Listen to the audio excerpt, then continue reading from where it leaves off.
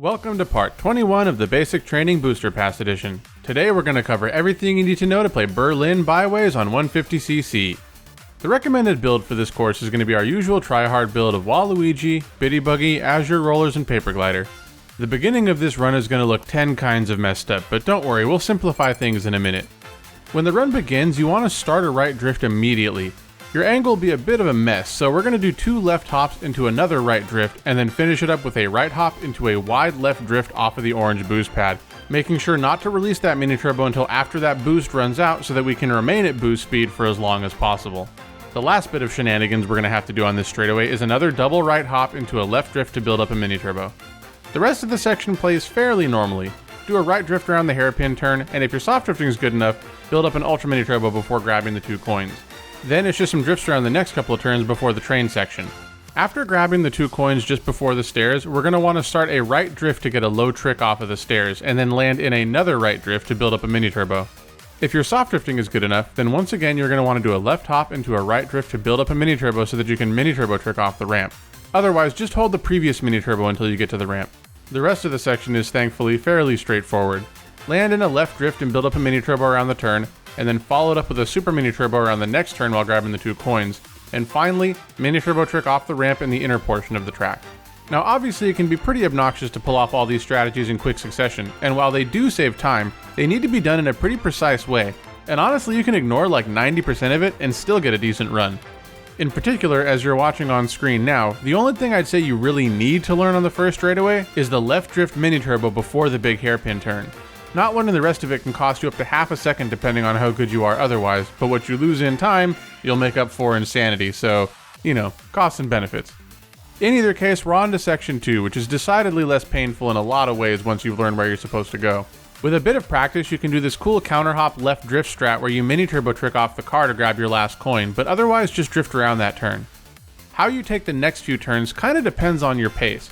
If you're at my pace or faster, then you can super mini turbo around the first patch of grass, and then left hop into left drift to build up a mini turbo. After that, we're going to do a right drift over the grass and build up a super mini turbo. To do this properly, you need to drift over the grass a little bit wide so that you're angled straight when coming out of the turn. Unfortunately, I don't have a lot of advice in terms of a setup for this. You kinda just have to practice it to get a feel for the right angle. Now, if you're slower than my pace, then the cars are going to be in your way all over this part of the track. So instead of all the strats that we just did, just do a left drift around the front of that first car, and then drift all the way around the truck for safety. Thankfully, there's nothing super crazy from here on out. Just mildly crazy. After a single left drift around this first turn, we're going to move to the right and start a right drift. We want to stay as close to the wall as we can without bonking it, but as soon as we build up the super mini turbo, we want to release it because at the top of this hill, there's a couple of orange boost pads that we can hit, and we want to make sure that none of our super mini turbo boost is cannibalized by the orange boost pads. Build up a super mini turbo around the following turn, and then start one more right drift through the spot where we're going to use our first mushroom, building an ultra mini turbo if possible. The thwomps right in front of us operate on a global cycle, and if you can time it out to where you drift under the left one, then that's what you're going to want to do since it's a much faster line. But in either case, the final left drift will bring us to section 3. Once here, we're going to start a right drift and basically just hold it until the grass, which is where we're going to use our next mushroom. It's possible to build up an ultra mini turbo here, but soft drifting and all that. And the problem is that if you're angled too far to the right, then you're going to have to do multiple left hops to avoid getting smashed by the womps. Other than that though, the next bit of track is pretty straightforward. Nothing bears much explanation until we get up to the stairs.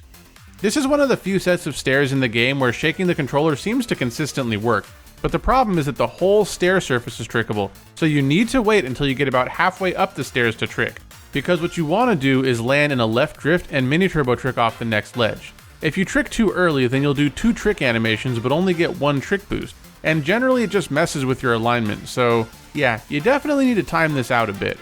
But after that, we're back in the park section where we used our first mushroom, so we're going to finish up section 3 the exact same way we finished up section 2. Now before checking out my current personal best, we should check out the world record a bit because they use Baby Daisy instead of Waluigi, which you probably already know means more mini turbos and higher levels of mini turbo, and this allows them to basically snake drift the entire first straightaway on sections 1 and 2. This explains at least the decent part of the time difference between the world record and my own run, but as you all know, I'm pretty satisfied with a time that's decently close to record without having to destroy my hands like this. Now that's it for the strategies. Let's check out my current personal best while I talk a bit more about the track. And by the way, if you found the video helpful so far, Don't forget to drop a like and a comment, since this not only lets me know that you're enjoying the content, but also helps the video get spread to more people. Thank you for that, I really do appreciate it. Now, Berlin BYWAYS. What a course, am I right? Funny thing is, that statement could apply whether you love or hate the course, and I've got both of those feelings. Let's start with the bad so that we can end on a positive note, shall we? I think by far my least favorite thing about this track is just how confusing it is to learn. And I'm not even talking about trying to get really good times or anything. I'm saying it's a huge pain to even figure out where you're supposed to go. And I'm honestly not sure why they can't find a better way to deal with the city tracks than these barely conspicuous arrows that tell you where to go. I know they can make the actual track look different on each lap because that's exactly what they do on Calamari Desert, where if you're on lap 2, anyone who's not on lap 2 can just see you go off that gigantic ramp, but on their screen, it makes it look like you're just flying off into the distance. Is it really so much to ask that they just load in an actual obvious wall to prevent you from getting confused? While they're at it, it'd be nice if they could also fix the minimap so that it only shows the path for the lap that you're actually on and shades the rest out. I ranted about this a bit in London Loop, but that really only ever messed me up at the very end of the run. In contrast, there's at least 3 spots in Berlin BYWAYS where this is a problem for me. One at the hairpin turn at the very start of the run, another at the same spot but on lap 2 before going into the freeway, and then one coming out of the freeway before the orange boost pads, where it's not at all obvious that those boost pads are even there or how tight the turn is. So you basically just have to mess it up in order to figure it out. But am I the only one who has issues with this, or was the course confusing for you all as well? Let me know down in the comments, because I've definitely heard some mixed signals about this track.